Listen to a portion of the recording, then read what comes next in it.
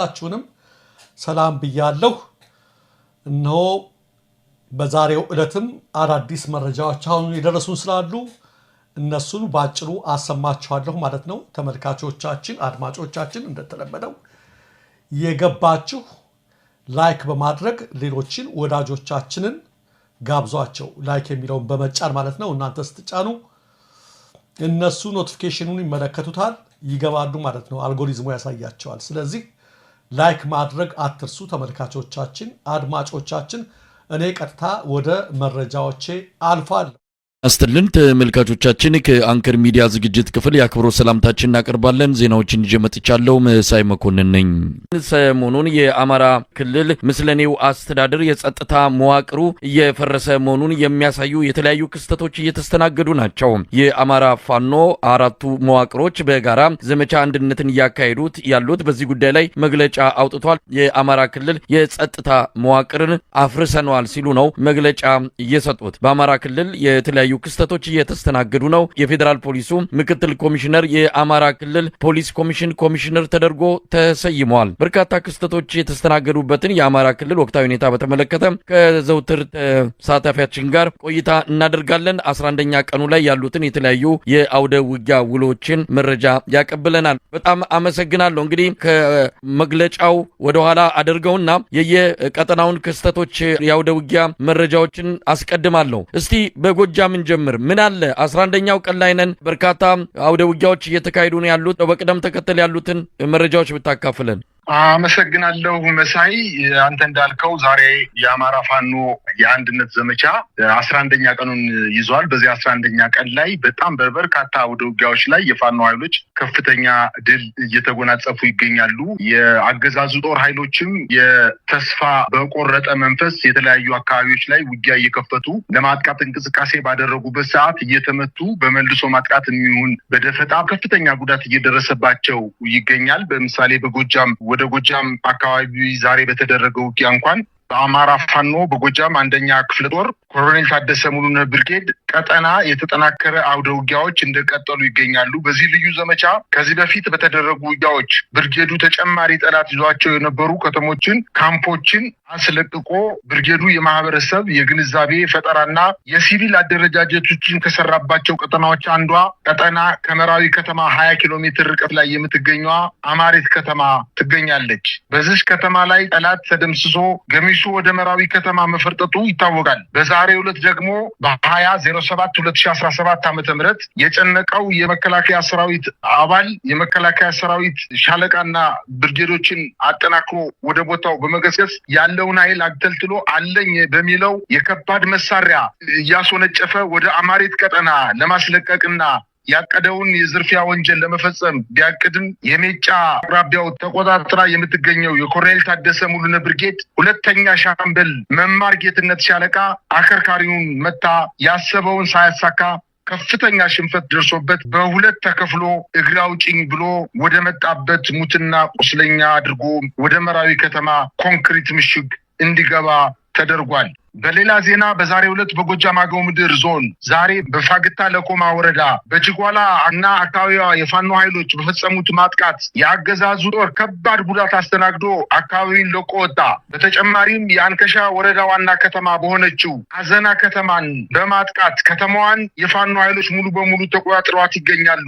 እንዲሁም በምስራቅ ጎጃም ከባለፈው ዘመቻ አንድነት የፋኖ ኃይሎች ከፍተኛ ትንቅንቅ በማድረግ መርጦ ለማርያምና ከመርጦ ለማርያም ከመካነ ሰላም ከተማን ቢቆጣጠሩትም በሽንፈት የተበሳጨው የአገዛዙ ጦር ከሁለቱ ከተሞች ወደ ሌላ አካባቢዎችና ከሌላ አካባቢ ወደ ሁለቱ ከተሞች የመኪና እንቅስቃሴን በመከልከል በሰላማዊ ሰዎች ላይ ከፍተኛ በቀል እየፈጸመ በመሆኑ ከነገ ጀምሮ መንገዱን ለተሽከርካሪ ክፍት ከሆነ ጥቃት ለመክፈት መንገዱንም ከአገዛዙ ጦር እግድ ነፃ ለማድረግ የምንገደድ መሆናችን ሲሉ የምስራቅ ጎጃም የፋኖ አደረጃጀቶች ዛሬ አስታውቀዋል። በጣም ነው ማመሰግነው። እንግዲህ በጎጃም ያለውን የአውደ ውጊያ ውሎ በተመለከተ ሪፖርት ነው። ወደ ጎንደር እናምራለን። ጎንደር በተለይም ከሰሞኑ ከተገኙ ድሎች በዋናነት የሚጠቀሰው የአምባ ጊዮርጊስ በቁጥጥር ስር መዋል ነገደብዬን ጨምሮ ሌሎች ቁልፍ ቦታዎችን ፋኖች በእጃቸው ማስገባታቸው፣ ሌሎቹ ላይም የአገዛዙን ሰራዊት አቅም በመምታት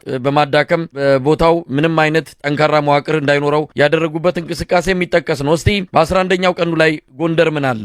በደቡብ ጎንደር ዛሬ ከሰዓት በኋላ የተፈጸመውን ከባድ አውደ ውጊያ መጀመሪያ ልጥቀስልህ። እንግዲህ በትናንትናውና ከትናንት ወዲያ በብር ሸለቆ ወታደራዊ ማሰልጠኛ ተቋም ላይ በርካታ የክልሉ ተወላጆች የወታደራዊ የአድማ ብተና ሰራዊት አሰልጥኖ የለብ ስልጠና ሰጥቶ በተለያዩ የአማራ ክልል ወታደራዊ ግንባሮች ላይ በትኖ አሰልፎ ከነባር ወታደሮች ጋር ቀላቅሎ ውጊያው እንዲራዘም ለማድረግ ጥረት በማድረግ ላይ እንደሚገኝ የተለያዩ ሚዲያዎች የዘገቡት ጉዳይ ነው። ነገር ግን ዛሬ የራስ ጉና ክፍለ ጦር ደቡባዊ ጎንደር የውጊያ ግንባር ላይ ጀግናው የራስ ጉና ክፍለ ጦር ሰራዊት በዛሬው ዕለት መጋቢት 20 2017 ዓመተ ምህረት የወራሪው ኃይል አዲስ ሰልጣኝ ከብር ሸለቆ አዲስ የተመረቁ አድማ ብተና ሰራዊት አጅቦ ሲጓዝ በነበረ ሰራዊት ላይ በክምር ድንጋይና በጋሳይ መካከል ዘባራ ከሚባል ቦታ ሲደርስ ራስ ጉና ክፍለ ጦር በከፈቱት ከባድ ውጊያ ሙሉ በሙሉ ደምስሰውታል። የአብይ አህመድ 2 መኪና ሙሉ ሰራዊት ጎንደር ክፍለ ሀገር ራስ ጉና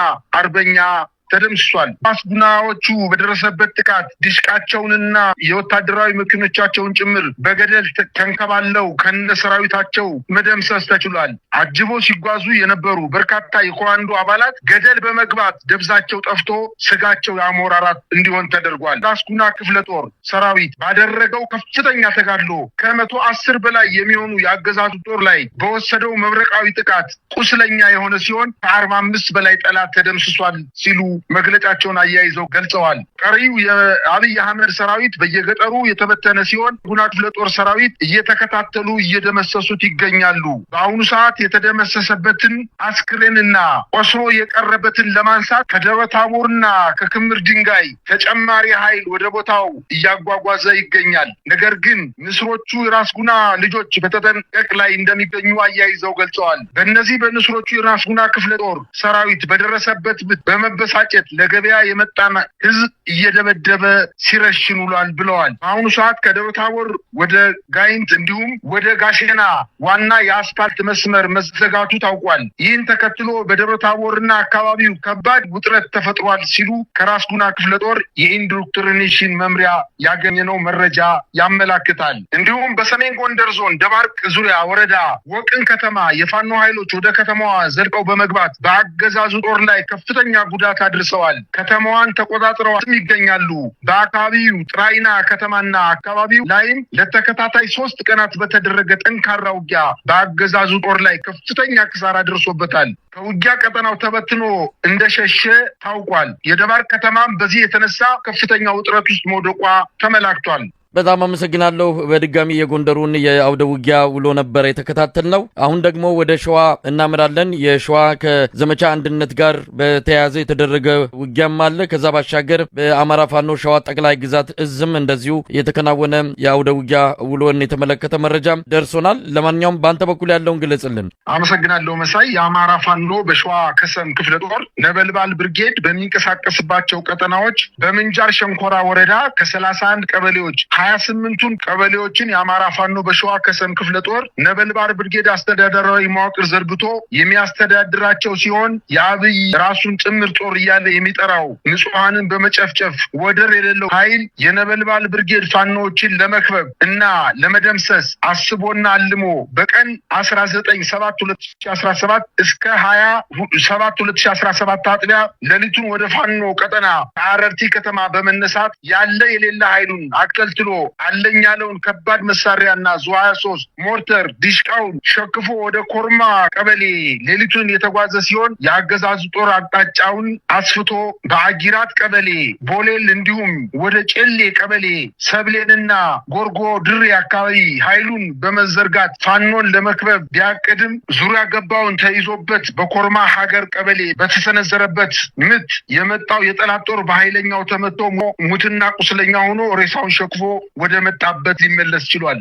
አገዛዙ የነበልባሎቹን በትር መቋቋም ሲሳነው ሁሌም ሲሸነፍ እንደሚያደርገው በንጹሃን ላይ ያነጣጠረ የሞርተር የዙ 23ና አረርቲ ከተማ ላይ በመሆን ጀነራል መድፍ በመተኮስ የአርሶ አደር ቤት ንብረት አውድሟል። አንድ ንጹህንም አቁስሏል። በተጨማሪ በአማራ ፋኖ ሸዋ ጠቅላይ ግዛት እዝ ስር የሚገኘው አጼ አምደጽዮን ኮር ራምቦ ክፍለ ጦር በመራቤቴ ቀጠና በዛሬው ዕለት ከጠዋቱ 12 ሰዓት ጀምሮ በተደረገ ከባድ ውጊያ በሁለቱ ግንባር የመጣው የአብይ ስልጣን አስጠባቂ ሰራዊት ላይ ከፍተኛ ክሳራ አድርሶበታል። በሌላ በኩል ከዓለም ከተማ በመነሳት ወደ ሬማ ከተማ ቢመጣም የፋኖ ኃይሎች ባደረጉት ከባድ መልሶ ማጥቃት አንድ ዙ 23 ተመቶ ከጥቅም ውጭ መሆን የቻለ ሲሆን በርካታ ሰራዊቱም ተደምስሶበታል። ከዓለም ከተማ በ5 ኦራል ተጨማሪ ኃይል ቢያስመጣም ዋሶ በረሃ ላይ በቆረጣ እንዳልነበረ አድርገውታል። የተሸነፈው ኃይል የአፈር ባይኔ ቀበሌ ነዋሪ የሆኑት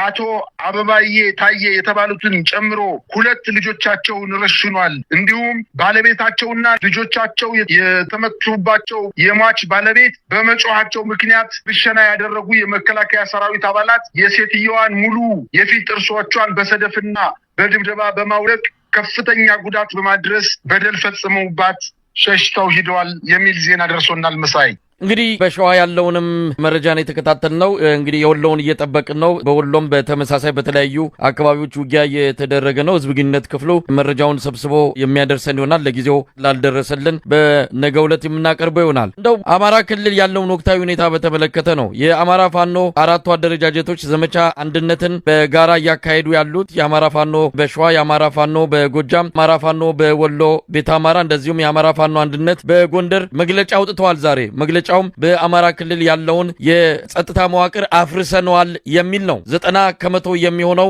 የአማራ ቀጠና በአብዛኛው በፋኖ ቁጥጥር ስር እንደሆነም ገልጸዋል። በ10% ኃይላችን ተጠቅመን አብዛኛውን የአማራ ክልል የሚገኘውን ጥምር ጦር መከላከያን ከፍተኛ ጉዳት አድርሰናል ነው የሚለው። እስቲ መግለጫው ምንድን ነው? በጥቅሉ ሰሞኑን ሹምሽር ተካሂዷል። በዋናነት እርስ በርስም እየተወነጃጀሉ ነው እና አቶ ደሳለኝ ጣሰው የተባሉ ከፍተኛ የጸጥታ አመራር በአማራ ክልል መባረራቸውን በቁም እስርም ላይ እንዳሉ ነው የሚነገረው። እስቲ መግለጫው ስለምንድን ነው በአጠቃላይ የሚያትተው?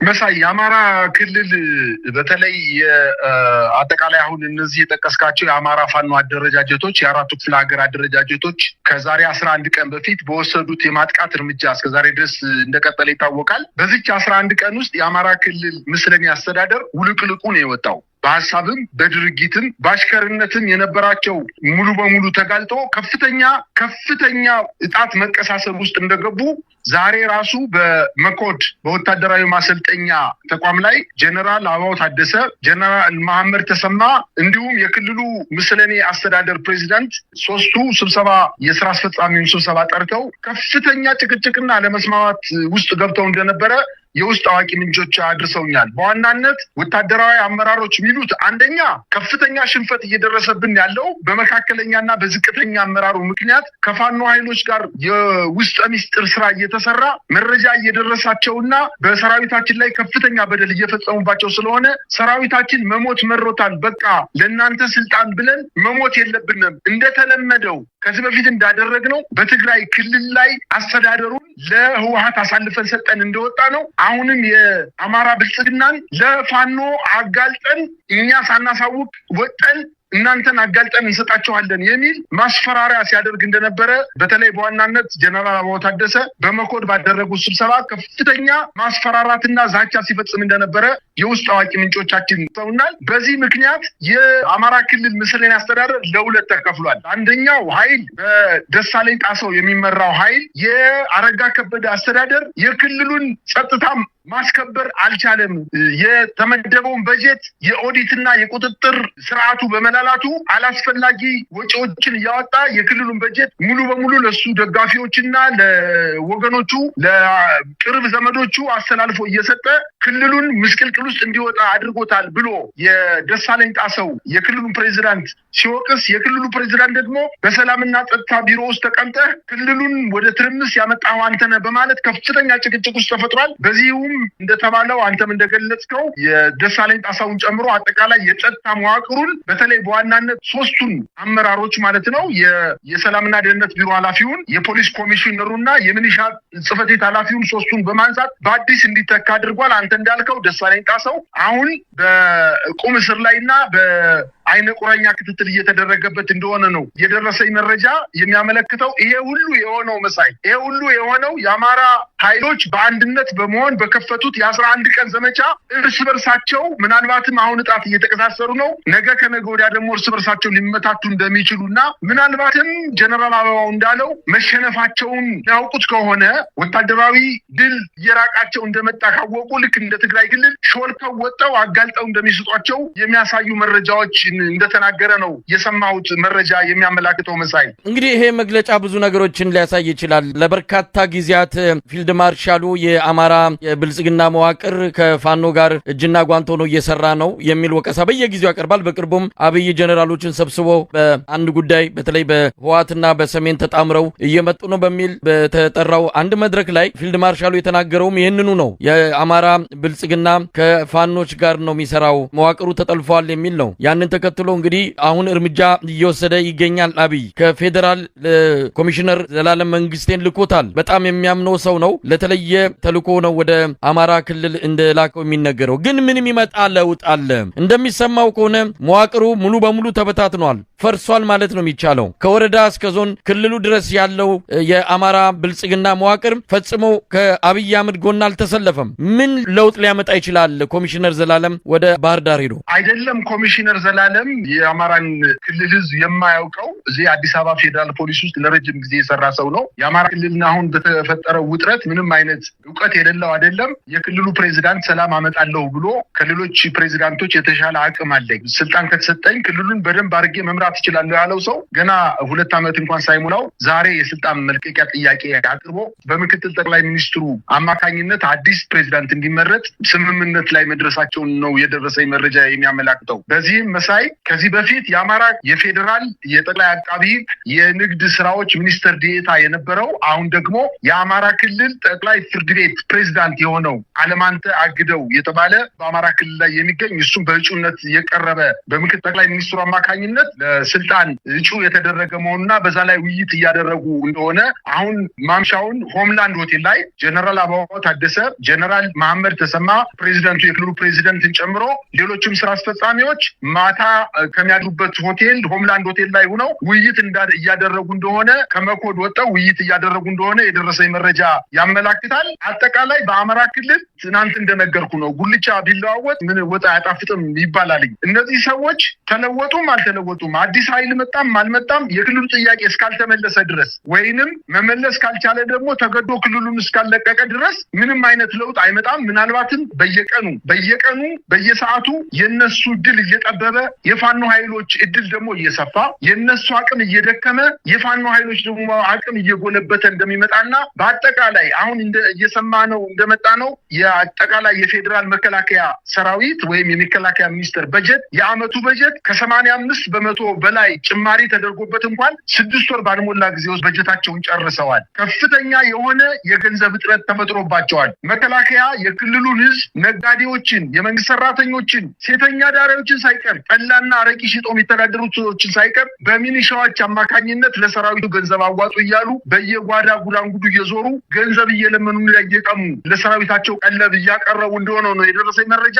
እንደዚህ ሆኖ ደግሞ መንግስት ሊጸና አይችልም። ጥያቄውን አልመለሰም ወይ በደንብ ተዋግቶ ቦታውን አስከብሮ የአማራን ክልል አስፍቶ ይዞ ህዝቡን ለማስተዳደር የሚችል አቅምና ፍላጎት የሌለው መንግስት ስለሆነ ተመቶ በግዱ ይወጣታል የሚል እምነት ነው ያለኝ። በአጠቃላይ የአማራ ክልል እነሱ እንዳሉት የአማራ ፋኖ አደረጃጀቶች 4ቱም አደረጃጀቶች በጋራ ያወጡት መግለጫ ብዙም የሚገርመኝ አይደለም። ምክንያቱም መፈራረስ ከጀመረ እኮ 2 ዓመት ሆኖታል። እንዲያውም እስከዛሬ ድረስ ፋኖቹ አንድ ባለመሆናቸው የሌላ ሀገር መንግስት እገዛ ስለማያደርግላቸው ከሌላ ኃይሎች ጋር ምንም አይነት ህብረት ሳይፈጥሩ የሰራዊቱን አባላት እየማረኩ የሰራዊቱን ስንቅና ትጥቅ አልባሳት እየለበሱ እየበሉ በህዝባቸው ጉያ ስር ሆነው ከህዝብ የሞራል እና የስንቅ ድጋፍ እየተደረገላቸው ብቻ እየተዋጉ ስለሆነ ነው እንጂ ህወሓት እንዳደረገው በአረብ ሀገራት ወይንም በሻዕቢያ መንግስት ወይንም በሱዳን መንግስት በሶማሌ መንግስት ድጋፍ ቢደረግላቸው ኑሮ አንድ ሳምንት የሚቆይ መንግስት አይደለም። እነሱ ደግሞ አጠቃላይ ለታሪካቸውና ለህዝባቸው ክብር ሲሉ ኃይላችን ከህዝባችን ስንቃችንና ተተኳሻችን ከመከላከያ ሰራዊቱ ብለው ትግል የጀመሩ ስለሆነ ምናልባት ትግሉ ተራዝሞ ሊሆን ይችላል እንጂ የአማራ ክልል ምስለኔ አስተዳደር መፍረስ ከጀመረ 2 ዓመት ሆኖታልኝ። ባህር ዳር ከተማ፣ መሸንቲ፣ ገርጨጭ፣ መራይ፣ መሸንቲ ከተማን ብንወስድ በፋኖ ቁጥጥር ስር ናቸው። ፋኖዎች ከበባ ፈጽመውባቸው በዛ ያለው ሰራዊት በሜዳ ላይ ኮንክሪት ምሽግ ሰርቶ ራሱን እንደ ቀበሮ ጉድጓድ ውስጥ ገብቶ ራሱን እየተከላከለ ነው የሚገኘው። ጎንደር ከተማን ብንሄድ አሁን አንተ ቅድም የጠቀስካቸው ከተሞች የወገራ ወረዳ እና አምባ ጊዮርጊስ በ40 እና በ30 ኪሎ ሜትር ላይ ያሉ እነ በ10 እና በ15 ኪሎ ሜትር ያሉ እነ ጸዳ፣ እነ ማክሰኝት፣ እነ ብሩባክስ እነዚህን የመሳሰሉ ከተሞች እና ጎንደር ከተማን ጨምሮ አዘዞ አካባቢ ዙሪያውን አዘዞ አካባቢ ኤርፖርቱ አካባቢ ጸዳ ማለት እኮ ነው። እነዚህ አካባቢዎች በፋኖ ቁጥጥር ስር ነው የሚገኙት። ወደ ደብረ ብርሃን አካባቢ ብንሄድ ደብረ ብርሃን ከተማ አስተዳደር ውስጥ እኮ አብዛኛው የገጠር ቀበሌዎችን እኮ የፋኖ ኃይሎች ተቆጣጥረው በከተማው ውስጥም እየገቡ ጥቃት እየሰነዘሩ ነው የሚገኙት። በደብረ ማርቆስና በፍኖተ ሰላም አካባቢ ብንሄድም ደግሞ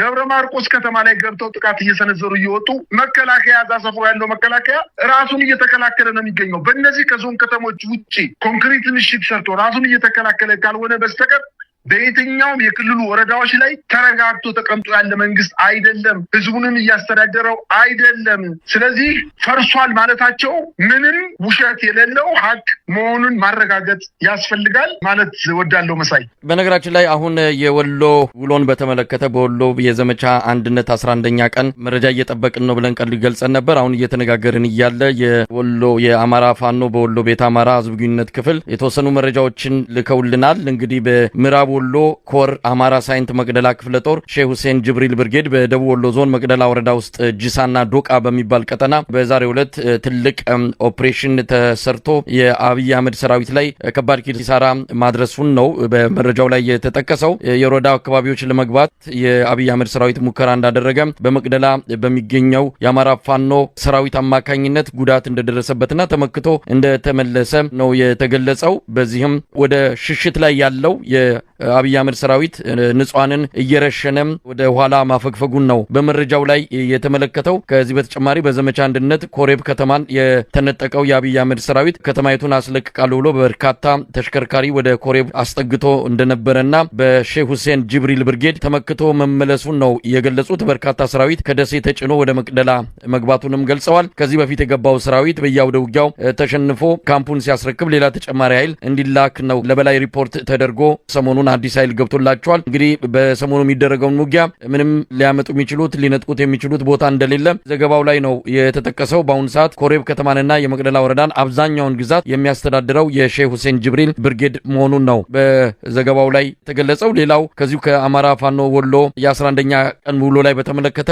የአብይ አህመድ ሰራዊት በብዛት እየኮበለለ እንደሆነ ነው የተገለጸው። በዛሬው ዕለት አንድ አድማ ብተና ሻምበል አመራሩን ገሎ በመምጣት ትግሉን መቀላቀሉን ነው። በየቀኑ በአማካኝ ከ10 እስከ 15 የአብይ አህመድ ጥምር ጦር አባላት ወደ አማራ ፋኖ በወሎ ሰራዊት እየተቀላቀሉ እንደሚገኙ ነው የተገለጸው። ምናልባት የጎጃምም ተጨማሪ መረጃ ደርሶናል። አዘና ከተማን ተቆጣጥሯል።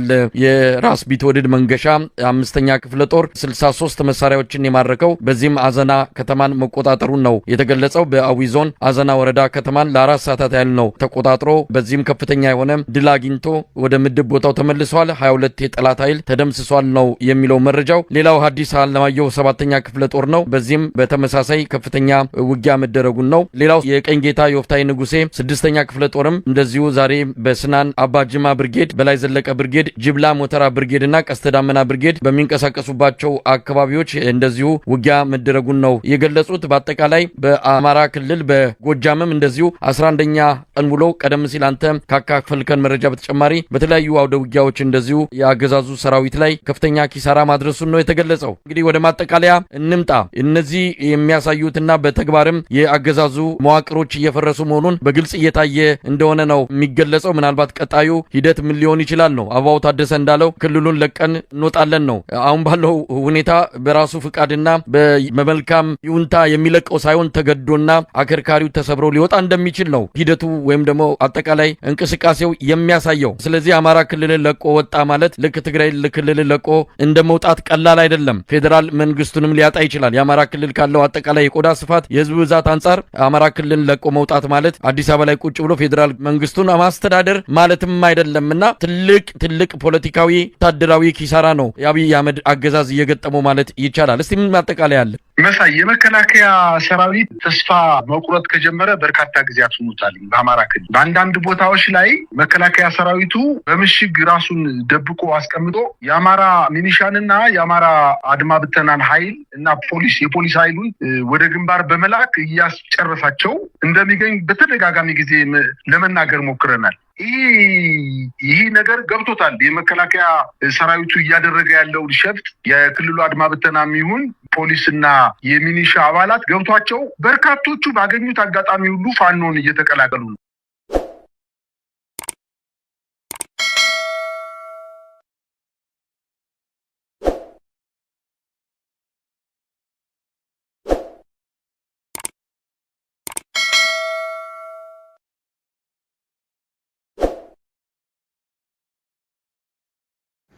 አሰላሙ አለይኩም ወራህመቱላሂ ወበረካቱ። ሰላም ጤና ይስጥልኝ ውድ ቤተሰቦቼ፣ ውድ ኢትዮጵያውያን እንዴት ናችሁ? ኤርትራውያን ሁሉ ሰላም ነው? ከኔ ጋር ሰላም ነው። እንግዲህ ዛሬ ደግሞ ከምግብም ከሁሉም ነገር ወጣ ብለን ማለት ነው መዝናኛ ነው ማለት ነው። ቤተሰቦቼ ዛሬ ጉብኝት ላይ ነን፣ አብረን እንጎበኛለን ማለት ነው። እንዴት ናችሁ? ከኔ ጋር ሁሉ ሰላም ነው። እንግዲህ ኢትዮጵያን አላህ Subhanahu Wa Ta'ala ፈጣሪ ሰላም ያርግልን፣ ከክፉ ነገር ሁሉ ይጠብቃት፣ እኛንም ለሀገራችን በሰላም ያብቃን ይጠብቀን ማለት ነው። በየዓለም ዳርቻ ያላችሁ እያልኩኝ እንግዲህ ዛሬ እንጎበኛለን። ቪዲዮን በላይክና በሼር ጀምሩት። እንዲሁም ለቤቴ አዲስ የሆናችሁ ሰብስክራይብ ማድረጉን እንዳረሱ፣ ደውል ምልክቷንም ማጥቆሩን እንዳረሱ ቤተሰቦቼ። እና እንግዲህ አቡዳቢ ያላችሁ ማለት ነው ወደ አቡዳቢ እየተጓዝነ ነው። የአንድ ሰዓት መንገድ ነው ማለት ነው። እና እናንተ ደግሞ ያላችሁበት ቦታ እንግዲህ ዱባይም አቡዳቢም ካላችሁ አቡዳቢ ካላችሁ ቦታውን ታውቁታላችሁ። ወደዛ እየተጓዝነ ነው። ትንሽ ዘና ፈታ እንበል ብለናል። እንግዲህ እናንተም ደግሞ ኑና ከኛ ጋር ዘና ፈታ በሉ ማለት ነው። አንዳንዴ እንግዲህ ወጣ ስትሉ ማለት ነው። እንግዲህ በዛውም ሲሄድ ዝም ብዬ አስፋልቶቹንም ምኖቹንም ላስጎበኛችሁ ልቅረጻቸው ብዬ ነው ማለት ነው። እና በዛውም ደግሞ ቦታው የምታውቁትም ነገር ከሆነ ደግሞ በዛውም ትጎበኙታላችሁ ማለት ነው ቤተሰቦቼ። ማታ አካባቢ ነው እንግዲህ ወደ ማምሻ አካባቢ ነው፣ መግሪብ አካባቢ ሊደርስ ነው፣ ጨለም ብሏል ማለት ነው። እና ስንሄድ ነው ማለት ነው። በተረፈው እንዴት ናችሁ? ጉብኝታችሁ እንዴት ነው? ከናንተ ጋር ከኛ ጋር ይሄው ያማረ ነው ማለት ነው። ከኛ ጋር እንግዲህ አብራችሁ ተጓዙ ይላችኋለሁ ቤተሰቦቼ። እና እኛም አገራችን እንዲት ለምለም፣ በነገራችን ላይ አገራችን በጣም ለምልማለች። ዱባይ ራሷ ነው የሆነችው እውነት ለመናገር ማለት ነው። ወላሂ በጣም ተለውጣለች። ገና ሳናየትም በእንት ስናይ ራሱ እኛ እዚህ ሀገር ኮሾላል የሆን እንግዲህ አረቦቹ እንግሊዞቹ ሄዶ ዘና ፈታ እያሉባት ነው ወላሂ ሀገራችን ማለት ነው። ሀገራችን ክፉ አይንካት፣ ሁሌም ለምለም ትሆንልን እንላለን። በጣም ለምልማለች እውነት። ከኢማራት ራሱ ምትሻል ነው የሆነችው ሁሉ ነገሯ። ያው የዚህ ሀገር ስታይል ነው በነገራችን ላይ ማለት ነው የተሰራው ነገር ግን ያምራል እውነት ለመናገር። እኔ በጣም ነው ይሄ ኢትዮጵያ ነው እንደ ሀገሬ ነው እንደ እስከሚል ድረስ ነው ያስደረገኝ ማለት ነው። በየጊዜው ለውጥ አለ። ድሮ የታየና አሁን የታየው ለውጡ በጣም ብዙ ለውጥ ነው ያለው ማለት ነው። ሀገራችን በጣም አሪፍ ሆናለች። እንግዲህ እኛም ደግሞ ለሀገራችን አብቅቶን ለሀገራችን ገብተን እኛም እንጎበኛት አላህ ያርገን ላለሁኝ ቤተሰብ ወዳችኋለሁ። ወሰላሙ አለይኩም።